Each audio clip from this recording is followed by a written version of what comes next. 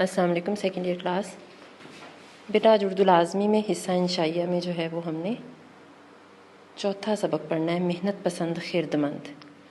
ٹھیک ہے، جو مولانا محمد حسین آزاد نے لکھا ہے، اور سبق کا نام ہے محنت پسند خردمند.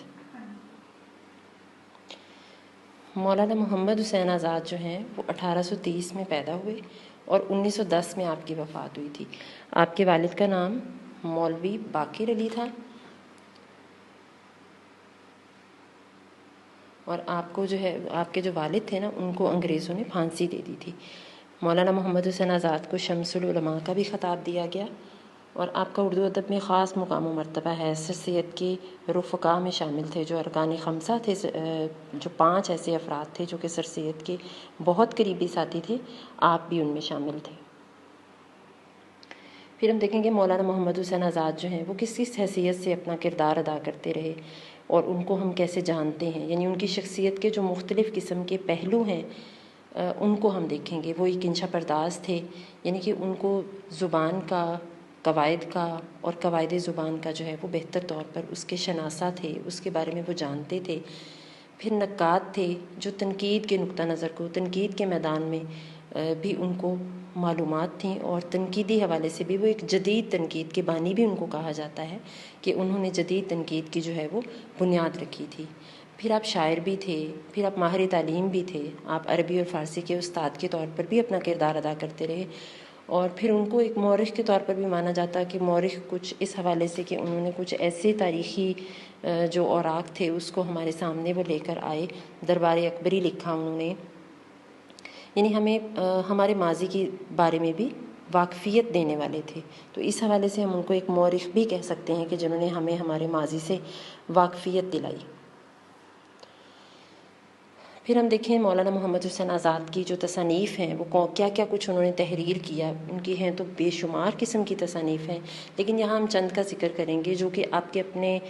جو سبق ہے محنت پسند خردمند، اس حوالے سے بھی، اور ویسے بھی ہمیں اس سے اندازہ ہوگا کہ مولانا محمد حسین آزاد جو ہے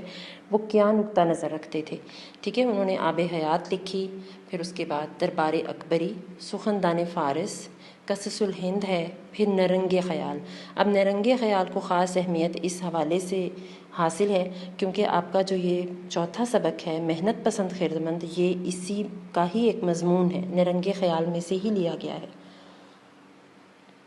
اب ہم دیکھتے ہیں محنت پسند خردمند جو آپ کا سبق ہے یہ دراصل ہے کیا چیز. تو محنت پسند خردمند جو ہے وہ، جیسے میں نے پہلے بھی بتایا کہ وہ نرنگ خیال کا ایک مضمون ہے، اور یہ جو ہے یہ ایک تمثیلی قسم کی داستان ہے. اب تمثیلی داستان اگر ہم دیکھیں کہ اس کو کیا کہتے ہیں، تو تمثیلی داستان ایک ایسی کہانی ہوتی ہے جس کے اندر، یا تمثیلی عناصر ہم ایسے عناصر کو کہتے ہیں جس میں عام طور پر ایسے کردار لے لیے جاتے ہیں جو نہ تو ذی روح ہوتے ہیں نہ ذی عقل ہوتے ہیں. یعنی وہ کوئی جاندار جیتے جاگتے کردار نہیں ہوتے، اور نہ ہی وہ سوچنے بوجھنے سمجھنے اور عقل اور شعور رکھنے والے کردار ہوتے ہیں. لیکن ان کو جو مصنف ہے، لکھاری ہے، وہ اس انداز میں ان کو کرداروں کو ڈھالتا ہے کہ وہ ہمیں بالکل جاندار محسوس ہوتے ہیں. تو یہ جو سبق ہے اس کو ہم تمثیلی داستان اس طرح کہیں گے کہ اس کے جتنے بھی کردار ہیں وہ سب تمثیل ہے. تمثیل جو ہے نا وہ مثال سے ہے کہ ہم دیکھیں تو ان کو ایک طرح سے ہمارے سامنے وہ پیش تو کرتے ہیں، لیکن وہ کردار اصل میں ہمارے سامنے موجود نہیں ہوتے. لیکن مصنف جو ہے وہ اپنی ادبیت کی وجہ سے اس کو ایک ایسا لبادہ اوڑھ دیتے ہیں، مجسم کر دیتے ہیں کہ ہمیں وہ کردار جو ہے وہ چلتے پھرتے، بات کرتے، گفتگو کرتے نظر آتے ہیں. جب آپ اس سبق کو پڑھیں گے تو آپ کو اندازہ ہو جائے گا کہ اس میں کیسے کیسے کردار ہیں. آگے میں آپ کو بتاتی بھی ہوں کہ کون کون سے تمثیلی کردار جو ہیں وہ اس میں موجود ہیں. ٹھیک ہے، تو اب یہ سبق کیا ہے، محنت پسند خردمند نرنگ خیال میں سے لیا گیا، اس کا ایک مضمون ہے. اور نرنگ خیال جو ہے وہ دراصل ایسے مضامین کا ایک مجموعہ ہے جس میں کل 13 مضامین ہیں، اور اس میں سے جو ہے وہ یہ ایک مضمون جو ہے وہ محنت پسند خردمند. اور یہ دراصل اگر ہم دیکھیں تو محنت پسند خردمند جو ہے وہ ایک طرح سے تبعات بھی نہیں ہے، یعنی انہوں نے خود یہ تحریر نہیں کیا، بلکہ اس نرنگ خیال میں مولانا محمد حسین آزاد نے جو ہے وہ انگریزی کے جو اسٹیل اور ایڈیسن کے جو مضامین ہیں اس طرز پر اس کو جو ہے وہ اس میں مضمون لکھے اور اس میں اس کا جو ہے وہ کچھ حصہ ہم دیکھتے ہیں کہ اور یہ اتنا بہترین مضمون ہے کہ آپ کے پورے نصاب میں محنت پسند خدمت جو سبق ہے اس جیسی فلسفی، اس جیسا فلسفہ جو ہے وہ آپ کو کسی سبق میں نظر نہیں آئے گا۔ اب محنت پسند خدمت جو ہے اس کا اگر ہم موضوع دیکھیں تو اس کے محرکات کیا تھے۔ اب مولانا محمد حسین آزاد نے جس زمانے میں آنکھ کھولی تو اس کو اگر ہم دیکھیں تو انہوں نے جو ہے وہ جو 1857 کی جنگ آزادی تھی جس سے ان کا اپنا خاندان بھی متاثر ہوا، کیونکہ ہم نے پہلے بھی جب ان کا تعارف پڑھا تو اس میں ہم نے یہ دیکھا کہ مولانا محمد حسین آزاد کے جو والد تھے ان کو انگریزوں نے، کیونکہ ظاہری بات ہے 1857 کی جنگ آزادی جو ہے وہ مغلیہ سلطنت کے زوال کے بعد جب انگریز آ گئے تو انہوں نے اپنا تسلط قائم کیا، انہوں نے مسلمانوں کو ہر حوالے سے جو ہے وہ ان کو زیر کرنے کی کوشش کی۔ تو اس وقت جو ہے وہ انگریزوں نے کیا کیا تھا، مولوی باقر علی کو جو ہے وہ ان کو پھانسی دی، تو مولانا محمد حسین آزاد بھی اس سے متاثر ہوئے بغیر جو ہے وہ نہیں رہ سکے۔ تو اس سبق کو سمجھنے کے لیے ہمیں اس کی پوری کہانی سمجھ آ جائے گی اگر ہم اس میں دو چیزوں کو بہتر طور پر جان لیتے ہیں، سمجھ لیتے ہیں کہ جو اس کی بنیاد ہے، ٹھیک ہے۔ اب ہم دیکھیں تو محنت پسند خیرمند، اب نام سے ہی جیسا ظاہر ہے نا کہ محنت پسند وہ جو ایک محنت کرنے والا انسان ہے، وہ سمجھ بوجھ رکھنے والا انسان ہے اور وہ زندگی میں کامیاب ہوتا ہے کس وجہ سے کہ وہ محنت کرتا ہے۔ تو اس سبق کے اندر جو ہے وہ مولانا محمد حسین آزاد ہمیں زندگی کا وہ فلسفہ، ایک ایسا فلسفہ ہے جو اس دور میں بھی بالکل نیا تھا، اس دور میں بھی ہم اس سے فیض یاب ہو سکتے ہیں آج بھی اگر ہم دیکھیں، اور آئندہ آنے والے وقت میں بھی، یعنی کہ ایک ایسا نظریہ دے دیا، ایک ایسا تصور دے دیا محمد حسین آزاد نے کہ جس کو جو ہے وہ ہم جو ایک دائمی حیثیت رکھتا ہے، ہمیشگی ہے اس کے اندر۔ اور اس میں ہمیں جو ہے وہ مولانا محمد حسین آزاد یہ بتاتے ہیں کہ اب جو ہے میں نے آپ سے کہا نا کہ دو اس میں فلسفے ہیں اس سبق کے اندر۔ پہلا فلسفہ کیا ہے کہ وہ یہ ہے کہ وہ قومیں جو کہ محنت کرتی ہیں وہ عروج پا جاتی ہیں، وہ ترقی پا جاتی ہیں۔ ہم مسلمانوں کی تاریخ کو دیکھیں،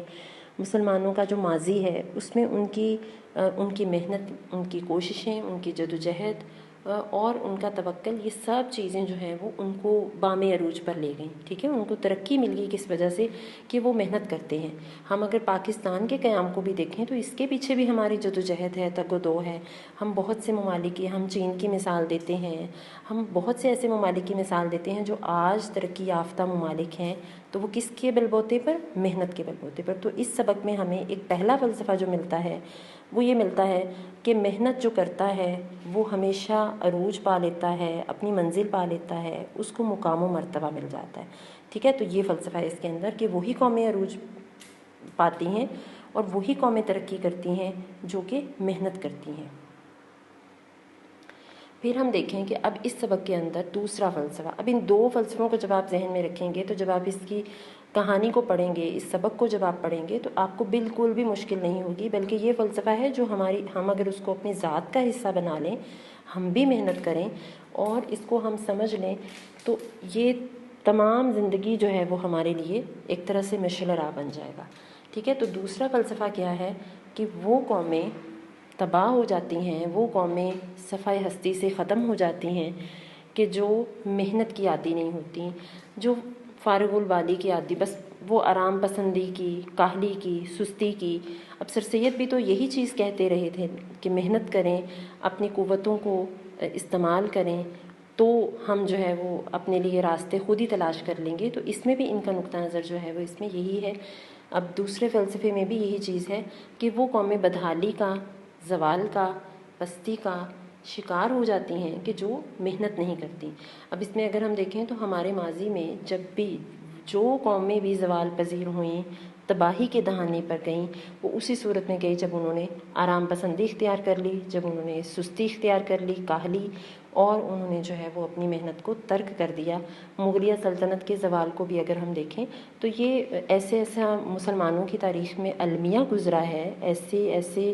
مراحل آئے ہیں کہ جس میں ہم دیکھیں تو محنت کو ترک کر دینا دراصل اپنی ہستی کو ختم کر دینے کے مترادف ہے۔ پھر آپ کو میں نے پہلے کہا کہ کچھ تمثیلی کردار ہیں، ایسے کردار جو ہوتے نہیں ہیں دراصل جاندار، لیکن ان کو مصنف جاندار بنا دیتا ہے۔ اب اس میں مثلا خسرو آرام کا ذکر ہے جو کہ ملک فراق کا بادشاہ ہے، اس کا ذکر ہے اس میں، جو آرام کرتا تھا کس صورت میں کہ اس وقت جو ہے وہ اس کو ہر طرف جو ہے وہ ہر چیز کی ریل پیل نظر آتی تھی، سب کچھ اس کو ملتا تھا۔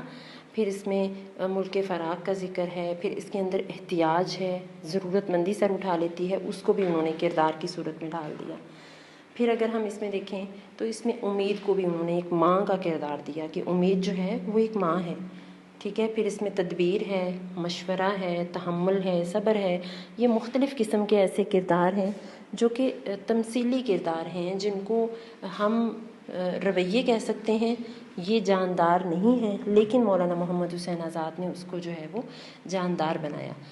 ہم اس سبق کے اندر جو ہے وہ بہت سے ایسے